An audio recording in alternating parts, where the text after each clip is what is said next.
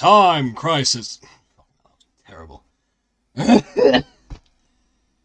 Time fuck's sake. Can we just get the guy in, please? Thank you, Jesus Christ. Time crisis. Hey, thank you.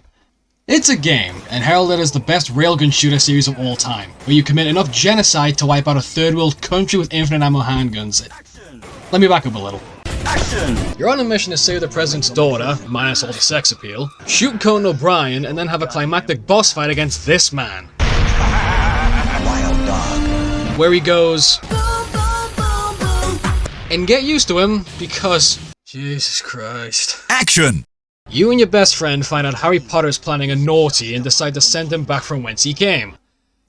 The orphanage. You chase down and kill a man whose name sounds an awful lot like another word for polishing a pole.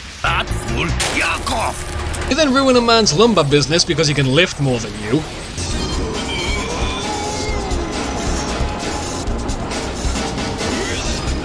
And then it's off to Potter's B-Tech Bond villain lair as he prepares to launch his nuclear satellite.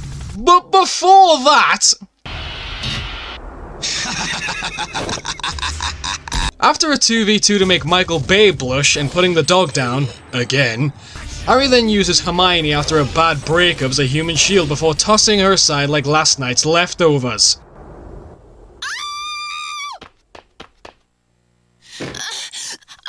Thank you. We then have a final showdown against a fake satellite with enough armaments on it that it makes the Second Amendment look twice. All wrapped up with a thumbs up to make Sonic the Hedgehog become Sonic the Hedgehog. Action! This is what happens when you give teenagers on spring break some airsoft guns and shrooms. This game starts off with more one-liners than Commando and reeks of the early 2000s. You start off on a sunny beach in the middle of bollock knows where and start capping the locals, blowing up a lighthouse and reliving D-Day. You move into the Titanic and turn Jack into Frosty the Snowman. Then all of a sudden Giles' edgy cousin rolls up with an AC-130 and bombs the tanker. Where we then get introduced to the sex appeal of the game, Alicia, who specializes in putting more clothes on by taking clothes off. Yes, you heard me right. After sending him to the dark realm of K-pop and miniskirts, we go on a road trip to the market where we shoot the ever-loving shit out of priceless pots, pans, and plates. No doubt headed for the Antiques Roadshow. Moving through the views and vistas, we get surrounded by cyclists and gun them down with a shotgun, like we all really dream of. One bad direction joke later and submarines that give me Metal Slug 3 PTSD, we arrive at the boss fight, which is just Steve from Code Veronica after Claire rejected him. Seriously, this guy looks like he combined Super Shredder and the Red Power Ranger. Who signed off on this? Anyway, after chucking him back to his mother's basement, we find Alicia's brother. Oh yeah, by the way, she's a Resistant member, and brother is hostage to this lovely Latino man. And now, time to get rid of you both. Giorgio's on. Who gives Daniel here a little tap with the night-night gun before we rock up and ruin his slumber. Fighting a tank along the way, because that's something two men can do with a pea shooter and a cool jacket. Whoa! Surprise, surprise. Oh, and this ass clown is back now, with help! This is Wildfang, and an absolute prick who flings shit at you with more strength than a butch lesbian. Anyway, we cap a pensioner and his boy toy, free Daniel, chase Zod, and then find him in a launch hangar with more tanks, more sword bling that makes my ears bleed. And then he pulls out two, count 'em, two rocket launchers that, like they converted launchers for him, for fuck's sake. But, with nothing less of a miracle, he's put in the ground like all politicians should be. Action! This one is still good, but noticeably mid compared to the others. We do know Russian again and get attacked by beetles who are called terabytes. It'll all make sense later. Then we meet the only white guy I've ever seen pull off dreads. Captain William Rush, the absolute star of this entire game. We make our way through the airport, offices, and hallways, taking out man and beast with extreme prejudice, until we meet a locked door. Luckily for us, Rush is a master of unlocking, and we're introduced to the game's new gimmick, screen battles. These are 2 or 3-way screen battles where enemies can come from either way. Thankfully though, this one is pretty easy, and Elizabeth Conway tells you where to shoot. Oh yeah, this is Elizabeth Conway. Think of her like paramedic from NGS3. Yeah, anyway, moving on. One more screen battle and then we're on to the next gimmick of this game. Helicopter sections. Yes, I know there was that one mission in Time Crisis 2 on the PS2, but shut up. Here we have a big-ass machine gun and ruin a city as good as any Avengers movie ever did. Shoot out the tires of a truck transporting terabytes, and then it's on to the first boss. Edgy Spider-Man with an anti-tank rifle. He's a pretty fun boss, all things considered, but eventually we take him down and take off into a cave? Okay. What follows is a pretty neat shootout with your crosshair doubling as a flashlight. We then get sucked in by Mother Nature, get your head out the gutter, fight off terabytes so we climb back up, and then have a forest shootout. A really fun level with some of Rush's best lines. Hell, I'm just gonna play this clip that encapsulates everything Time Crisis 4 has going for it. Charge! Come with me.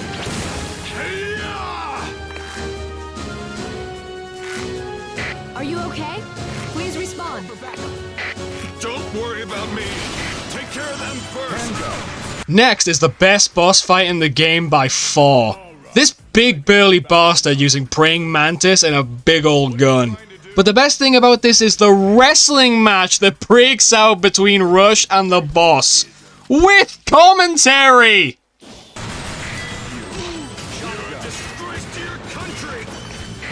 your chance. Attack the enemy leader, but don't hurt the captain. You took an oath of loyalty to your country. That oath meant nothing. Looks like you're almost down for the count. No way. Just getting started. Danger! Shotgun. What did it do with those terabytes? We're going to destroy this country. Lariat! Machine gun. Captain, hang in there.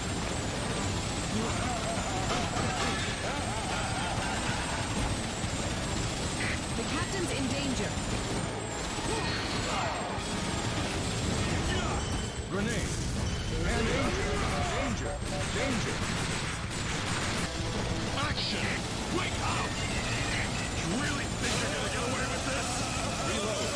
And his orders are absolute. Shoulder back toss.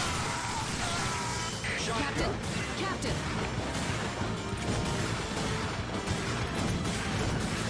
I'm gonna have to teach you some manners. That attack won't work on me! Danger! Danger! Danger! You're finished! Ah! Oh.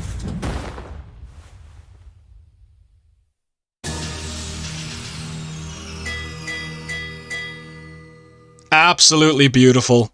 Finally, we storm an Air Force base in a chopper. Until this wrinkly nutsack crawls out of his hole again! We chase him in and engage in what I believe to be Wild Dog's toughest fight. A bunch of annoying little flies. Eventually, we get trapped by... The wall. And then, he pulls out a kinetic energy arm and starts launching shit at us like a 50-year-old toddler. But he goes down just like all the other times. The final boss is pretty wank. G-Man Live said it best when he said this prick looked like a male Olga Golukovich. He goes down like a bitch, but the ending cutscene is pretty cool. Just a little bit more. The missiles have been launched. Stop the UCAVs! Save this country!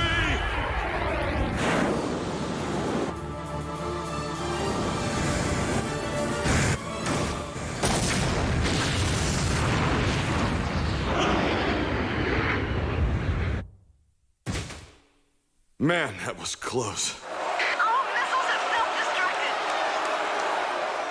Action. In all honesty, for as much as I played this game religiously at the arcades, I couldn't tell you a damn thing apart from Wild Dog looks like shit, Keith Martin and Robert Baxter are back from Time Crisis 2, Wildfang is back, with zombies and an outfit to make Elton John shake his head. Oh, and Robert Baxter is evil now. Thank God that's finally out of the way. Now where was I? Finally! Crisis Brigade 2 is the closest it can possibly be to Time Crisis while having none of the licensing for it.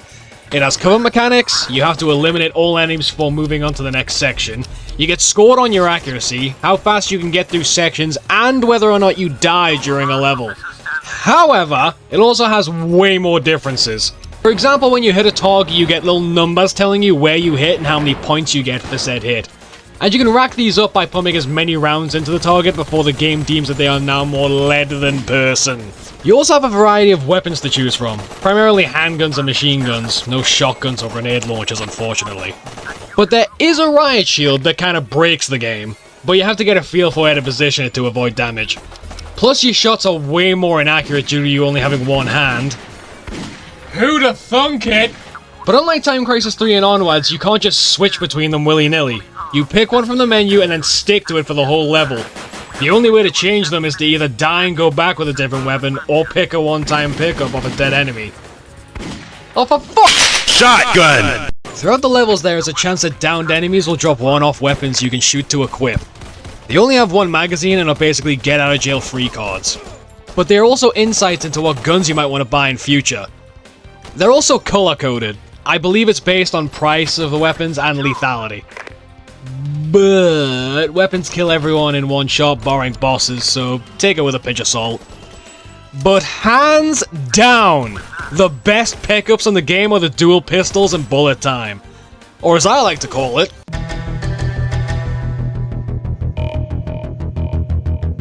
akimbo guns and slow motion are tied to male fantasies just like single-handedly taking down a group of bad guys is.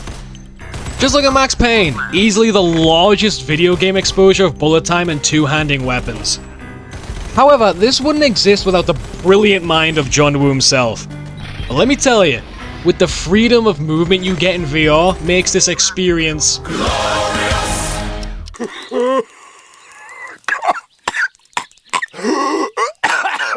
ah yes, arguably the biggest difference between Time Crisis and Crisis Brigade. It's in VR. Now don't get me wrong, you're still locked in place and can only take cover behind whatever's placed in front of you. But it's how you can maneuver around some of that cover. For instance, in the Matrix level, you can do the crouch up and down thing like a really cool agent, or you can be like me and lie on the floor, spraying every fleshy thing in your way with bullets. There are tons of examples of this throughout the other levels, usually between crates and pillars, allowing you to pop out left or right and turn yourself into Flat Stanley when you want to take cover. There are pieces of cover that are just like the edge of a wall, a door, or a corner of something. So there isn't much chance for moving around that kind of cover, but that doesn't make it any less cool. Speaking of cool, you can now blind fire, which is a mixed bag. It can be good in the fact that you stay safe behind cover, but you're also shooting, well, you know, blind. It makes me feel like that doctor out of iRobot. However, it cannot be understated how much fun it is, dipping in and out of cover, reloading, and on return flamethrowers you notice different angles and power spots. But this being a VR game doesn't come without its lemons. For example... No, no, no, no, no, no, no! Wait! Wait! Now, bear in mind I am playing on Cadet, which is the game's normal mode, and I've played this game a lot along with countless other VR shooters. But sweet Jesus on a horny bull! This game can be a pain in the ass without enemies are and the cover it grants you. The first major example you're gonna see of this is with the first boss fight. This big Shigoki looking git with a minigun. Not too shabby for a first boss in a Time Crisis like. But this chunky monkey is surrounded by goons that come from left and right alleyways, roofs, and balconies, which you have to kill because they can run behind your cover and shoot you, which was never a thing in a Time Crisis game. Ever. And on top of that, this boss has a hidden timer on it, because he can destroy your cover until you are completely exposed like The Rock in that one CGI movie. And then you either trigger finger like you are 12 years old on Kino der Toten, or you take the big man's bullets and buy the farm. Can you tell I am not a fan of this boss fight? There are countless moments where enemies get closer than they ever realistically should in a cover shooter like this. And the nooks and crannies you can catch a stray bullet from are unbelievable. Keep in mind that this is Cadet, the normal difficulty, and I'm getting killed this much. There are higher difficulties, but in all fairness, I have only ever touched hard mode, maybe twice, because it broke me mentally and physically how much I had to duck, dodge, dip, dive, and bastard dodge and kill enemies in less than a fraction of a second in some cases. And one more thing that chaps my ass about this game, there's no indicator of damage or crisis flash. So you know when to duck. So, like Time Crisis 1, it's less about skill and more about taking everyone out as fast as possible before they can get a shot off. Which sounds fine, but with how out of sync the enemy shooting can be, you can be completely pinned down with no room to shoot back, without risking taking a hit. For example, the third boss fight. This armored arsehole has a minigun and throws frag grenades.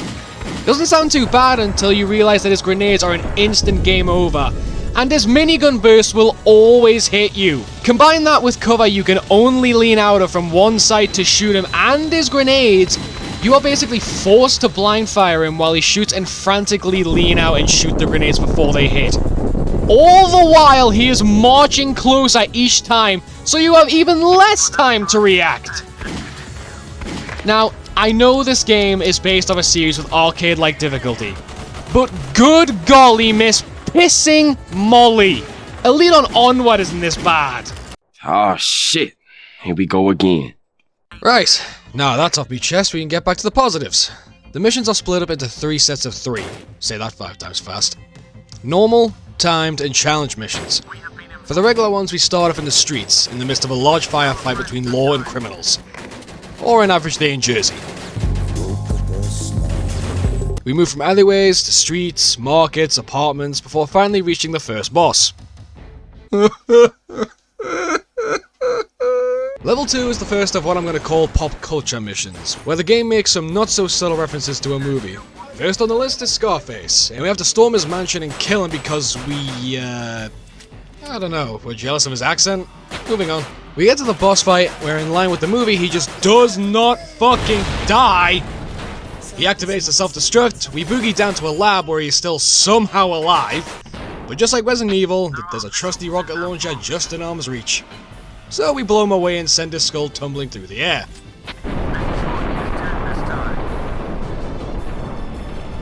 Just like Tarantino would have wanted it. Level 3 is a siege in our very own station, so we go through our offices, forget the whole Bill of Rights thing before jumping into the subway tunnels, before moving along the tracks in the train, before getting to the third boss. Moving on! Tick-tock, Mr. Wick. Tick-tock. The next category of missions are the timed ones. These missions are more in line with Time Crisis itself, as you are allowed 30 seconds to complete each section of the mission until completion.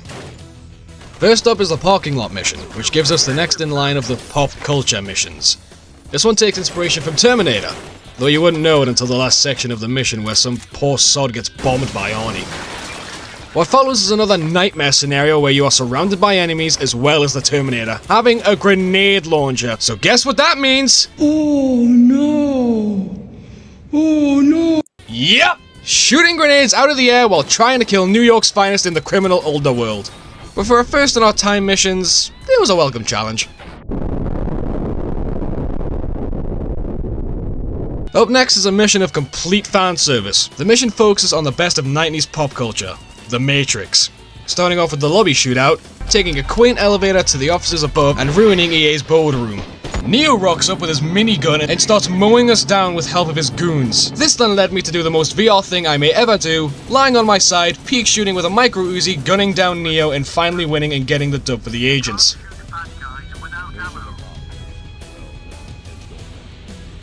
Next up, we're moving away from Time Crisis to a contender for the best rail shooter series of all time.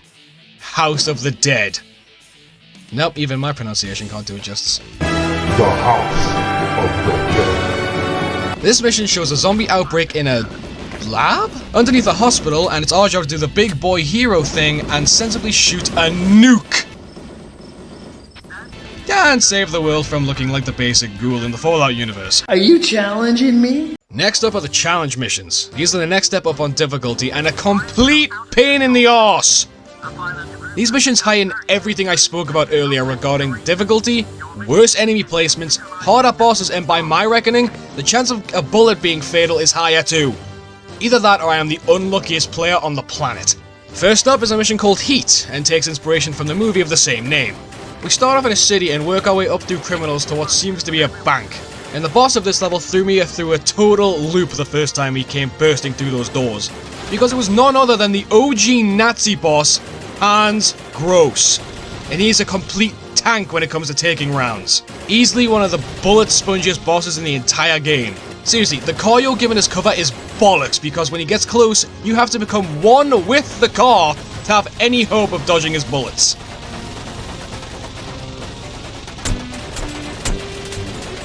Yeah!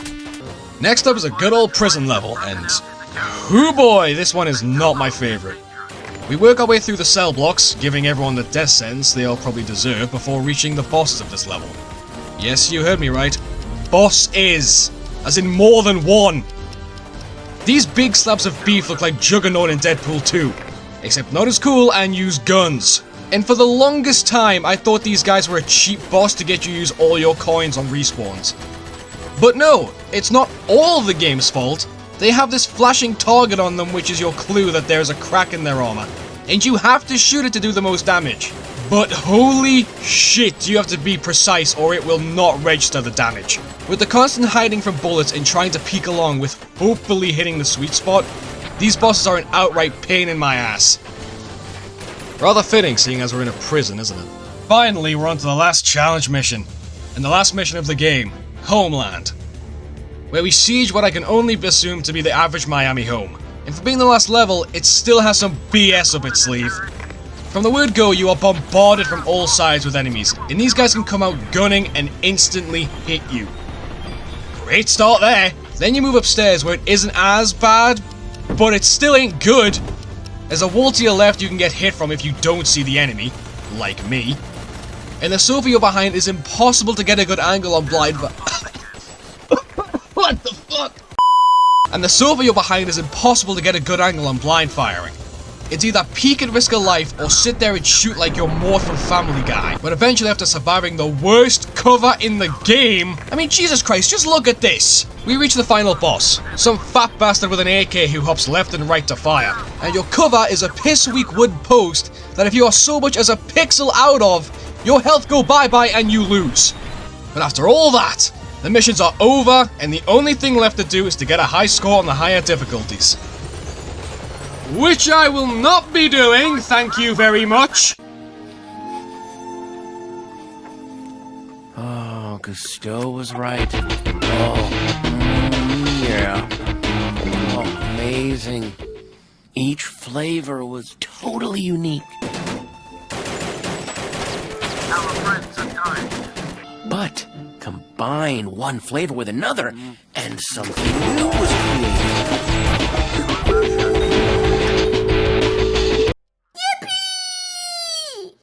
Look, I know I just spent the last two sections absolutely burying this game for how hard it is, but it was mostly self-inflicted.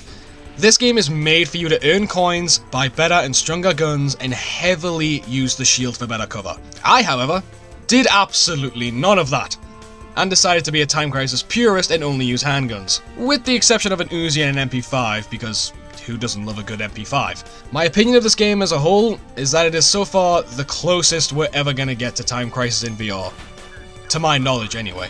For the House of the Dead aspect, I'd say you're better off with Drop Dead, which I might do a video on because I do remember loving that game when I first started VR.